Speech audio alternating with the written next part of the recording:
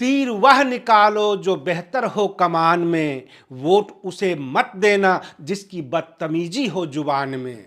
जी हां दोस्तों, मैं आरडी भारती और आप देख रहे हैं बिहारी सुल्तान। दिल्ली विधानसभा का चुनाव बिल्कुल अपने पूरे रंग में है। बिल्कुल बल खाती इखलाती ये लोकतंत्र की चुनाव आयोग ने अपना ऐलान कर दिया। 5 फरवरी को दिल्ली का विधानसभा चुनाव है और 8 फरवरी को इसकी काउंटिंग होगी, रिजल्ट आ जाएगा। लेकिन चुनाव आयोग ने एक बड़ा छल भी किया है।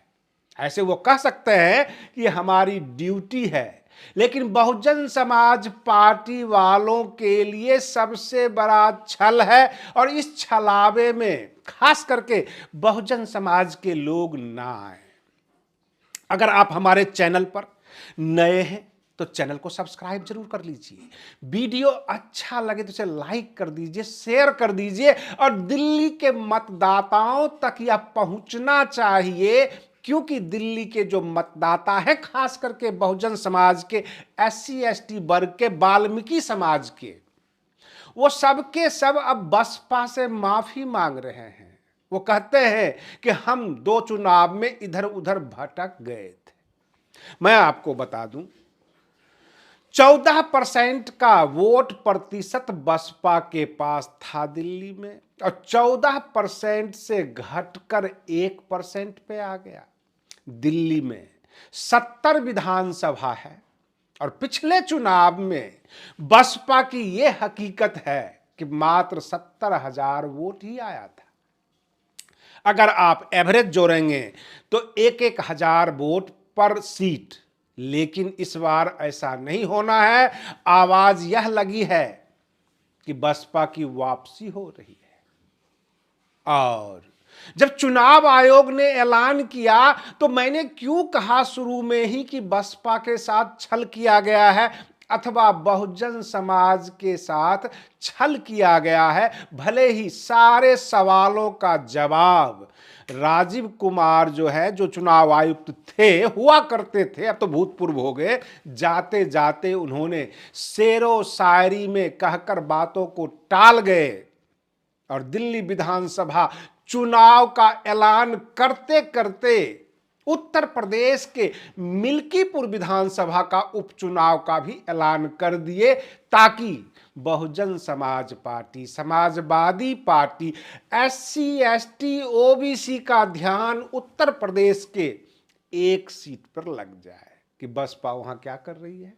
समाजवादी पार्टी तो चुनाव लड़ेगी मिल्कीपुर विधानसभा में, और ये मीडिया वाले बढ़ा चढ़ाकर उत्तर प्रदेश के मात्र एक सीट को दिखाएंगे ताकि दिल्ली का मैदान उन्हें खाली मिले। और आकाश आनंद पीछा छोड़ने वाले नहीं हैं, प्रत्येक सीट पर वो मेहनत भी करेंगे और बहन मायावती जी दिल्ली में डेरा डाल देंगी 15 जनवरी से। 15 जनवरी उनका जन्मदिन भी है और 15 जनवरी से पूरी तरह डेरा डाल देंगी। प्रत्येक राज्यों के जो बसपा के स्टेट प्रेसिडेंट होंगे उन सबको बुला लिया जाएगा, सारे कार्यकर्ताओं को बुला लिया जाएगा और खबरें वह जो बताई जाती नहीं, खबरें तो वह होती है जो छिपाई जाती है। प्रत्येक मीडिया चैनल इन बातों को आपको नहीं बता पाएगा कि जब दिल्ली विधानसभा का चुनाव में बसपा का 14% वोट तब आया था जब बहन मायावती जी उत्तर प्रदेश की मुख्यमंत्री हुआ करती थी, पूर्ण बहुमत की सरकार थी। मेरा कहने का तात्पर्य, अगर उत्तर प्रदेश में मजबूत है तो दिल्ली में भी मजबूत, और अगर दिल्ली में मजबूत है तो उत्तर प्रदेश में मजबूत। यानी दिल्ली विधानसभा का चुनाव को आप आगामी 2027 का उत्तर प्रदेश का विधानसभा चुनाव को मद्देनजर रखते हुए अगर यह चुनाव बहुजन समाज पार्टी लड़ती है तो 2027 में वो सत्ता में आ सकती है। बसपा जो CM की कुर्सी है उसको हथिया सकती है उत्तर प्रदेश की, अगर इसका रिजल्ट दिल्ली विधानसभा का चुनाव में अच्छा आया, बेहतर आया तो।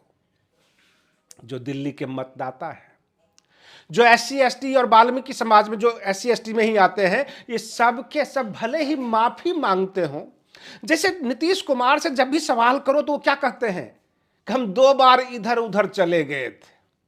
ठीक उसी प्रकार, उसी लहजे में दिल्ली के विधानसभा का चुनाव में SC ST OBC मतदाता ये कहते नजर आते हैं कि हम 2 बार इधर उधर चले गए थे। इसका मतलब गए जरूर थे। EVM पे आरोप लगाकर बचा तो जा सकता है, लेकिन SC ST OBC के मतदाता कहीं न कहीं तो जरूर गए थे, तब जाके वोट प्रतिशत कम हुआ था।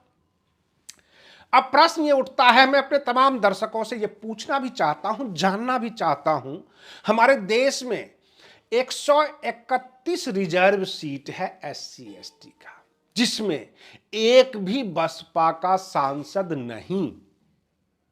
तो पूरे देश के जो SC ST के जो मुद्दे होते हैं, वो बसपा से ही सवाल क्यों? हर बार बहन मायावती जी से सवाल, और सांसद में 131 सीट में से मात्र 5 सीट भी समाज ने नहीं दिया बसपा को, और सवाल करता है बसपा से। ये सवाल है, हर कोई पूछ सकता है कि 131 रिजर्व सीट पर जो बैठे हुए लोग हैं, जो SC ST के नाम पर मलाई खाते हैं, AC में रहते हैं, फॉर्च्यूनर गाड़ी से चलते हैं, आखिर वो किसका चारण है, किसका चमर डुला रहे हैं, किसकी भक्ति में लीन है? सवाल उठता है। बाबा साहेब भीमराव अंबेडकर ने अपने संघर्षों के बाद आपको 543 में 131 सीट दे दिया। आप 131 सीट में 5 सीट भी बसपा को नहीं दे पाते हैं। बड़ी शर्म की बात है, और निर्लज्ज होके बसपा से ही सवाल किया जाता है। ऐसे में बहन मायावती जी को कभी कभार गुस्सा आ जाता है, भले ही कांग्रेस पर गुस्सा आए, भाजपा पे गुस्सा आए, लेकिन बहुजन समाज के लिए तो अपना नरम दिल ही अपनाती हैं। बड़े बड़े आंदोलनों में युवाओं से कहती हैं कि आप बाहर मत निकलना, इधर उधर मत जाना, नहीं तो ये FIR करके आपको बंद कर देंगे। यानी समाज के लिए वो चिंतित रहती हैं। ये 131 सांसद जो हैं वो कहां चले जाते हैं? किसी भी मुद्दे को नहीं उठाते। अगर 131 सांसद इकट्ठे होकर पटना में BPSC के छात्रों के लिए समर्थन में आ जाते, सरकारें गिर जाती, हिल जाती, लेकिन नहीं, इनको अपनी कुर्सी प्यारी है। दिल्ली विधानसभा चुनाव में कांग्रेस के तरफ से SC ST समाज के ही डॉक्टर उदित राज चुनाव का प्रचार करेंगे, और रही बात भाजपा के तरफ से भी SC ST के लोग होंगे जो प्रचार करेंगे। अब जो रमेश बिधूरी जी का जो प्रकरण आया दिल्ली विधानसभा चुनाव में, जब वहां की जनता से रिपोर्टिंग की जाती है, कालका जी की जनता से, जहां उनके सामने 2 महिला खड़ी है, अलका लांबा और आतिशी, रमेश बिधूरी जी के सामने, तो जनता मजाक मजाक में ये कहती है कि मैंने खाई थी कसम गाली ना देने की, परंतु मेरा परिवार ही गाली गलौज वाला है, तो मैं क्या करूं? कहने का तात्पर्य कि भाजपा के बारे में आम जनता की यह राय है, आम सहमति है, ये गालीबाज लोग हैं। और दिल्ली की जनता अरविंद केजरीवाल जी से भी सवाल करते हैं। जब बहुजन समाज के लोगों से यह पूछा जाता है कि अरविंद केजरीवाल जी जय भीम कहते हैं, अंबेडकर का बड़ा भक्त बताते हैं, वो नारा देते हैं जय भीम का, तो उनके बारे में आपका क्या कहना है? आप वोट दोगे या नहीं दोगे? तो लोगों का साफ कहना है कि जिन व्यक्ति का 1 करोड़ का बाथरूम हो, जिन्होंने कहा था ना मैं गाड़ी लूंगा, ना मैं बंगला लूंगा, ना मैं अच्छे महल में रहूंगा, आम आदमी पार्टी बनाया है और आम आदमी बनकर ही रहूंगा, आज उनकी हैसियत देखिए, उनकी ताकत देखिए। ये आरोप आम जनता का है, बहुजन समाज का है। हम आपको बता देते हैं, मंगोलपुरी, जहांगीरपुरी, सुल्तानपुरी, कल्याणपुरी, जगतपुरी, ये जितनी भी दिल्ली के इलाके हैं, इसमें 70%, 60% SC ST वर्ग के लोग रहते हैं, और उन इलाकों में डेवलपमेंट का जाकर कार्य देख लीजिए। रही बात ये लॉलीपॉप देकर, ये बिजली फ्री, पानी फ्री करके किसी तरह वोट बटोरते हैं, लेकिन SC ST का जो एक हक है, एक अधिकार है, नौकरियां हैं, जीवन यापन की व्यवस्था है, वो नहीं कर पाए। दिल्ली के विधानसभा चुनाव में पल पल की रिपोर्ट लेने के लिए आप बने रहिए बिहारी सुल्तान चैनल पर। आज के लिए बस इतना ही। आप बने रहिए बिहारी सुल्तान चैनल पर और हम फिर मिलते हैं अगले वीडियो में। तब तक के लिए धन्यवाद।